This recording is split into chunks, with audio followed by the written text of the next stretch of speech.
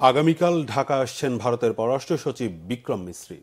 বাংলাদেশের পররাষ্ট্র সচিবের সঙ্গে বৈঠক করবেন তিনি। এদিকে পররাষ্ট্র উপদেষ্টা তৌহিদ হোসেন বলেছেন, দুদেশের পররাষ্ট্র সচিব পর্যায়ের আলোচনা হবে ফলপ্রসূ। ৫ আগস্টের পরিবর্তন স্বীকার করে ঢাকা দিল্লির সম্পর্কে এগিয়ে নিতে হবে বলেছেন তিনি। ইমরুল কায়েসের রিপোর্ট। দ্বিপক্ষীয় সম্পর্কে টানাপোড়েনের মধ্যেই পররাষ্ট্র সচিব পর্যায়ের বৈঠকে অংশ নিতে সোমবার ঢাকা আসছেন ভারতের পররাষ্ট্র সচিব বিক্রম মিসরি। একই দিন ঢাকায় পররাষ্ট্র সচিব জসিম উদ্দিনের সঙ্গে দ্বিপক্ষীয় বৈঠক করবেন তিনি। সৌজন্য সাক্ষাৎ করবেন পররাষ্ট্র উপদেষ্টা তৌহিদ হোসেনের সঙ্গেও। পররাষ্ট্র সচিব পর্যায়ের বৈঠকে ইতিবাচক আলোচনা হবে বলে আশা করছেন পররাষ্ট্র উপদেষ্টা তৌহিদ হোসেন। জাতীয় প্রেস ক্লাবে এক আলোচনা অনুষ্ঠানে এ আশা প্রকাশ করেন তিনি। আমি আশা করব যে তারা একটা ফলপ্রসূ আলোচনা করবেন। ৫ আগস্টের আগে এবং পরে ভারতের সাথে সম্পর্কে নিশ্চয়ই একটা গুণগত পরিবর্তন হয়েছে।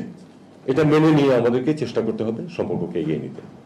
এটা আমি সেই সূত্রেই কিন্তু আমি প্রপোজ করেছিলাম প্রথমে যে আমাদের যে মেকানিজম আছে ফরেন অ্যাফেয়ার্স কনসালটেশন, আমরা এটা শুরু করি এবং এটা আমরা শুরু করছি। এ অঞ্চলে শান্তি প্রতিষ্ঠা ও উন্নয়নের জন্য আঞ্চলিক সংস্থা সার্ককে কার্যকরের কথা বলেন পররাষ্ট্র উপদেষ্টা সহ বক্তারা। এখানে একটা অত্যন্ত বড় এবং শক্তিশালী দেশ ভারত আছে, সাথে যদি আমাদেরকে নিতে পারতো সবাইকে, তাহলে কিন্তু ভারতেরও সুবিধা হতো, আমাদের অন্যদেরও সুবিধা হতো। কিন্তু সেটা দুঃখজনকভাবে হচ্ছে না। ২-৩ মাস যাবত যে ব্যবসায় মন্দা যাচ্ছে দ্বিপাক্ষিক, সেটা কি শুধু বাংলাদেশকে এফেক্ট করছে?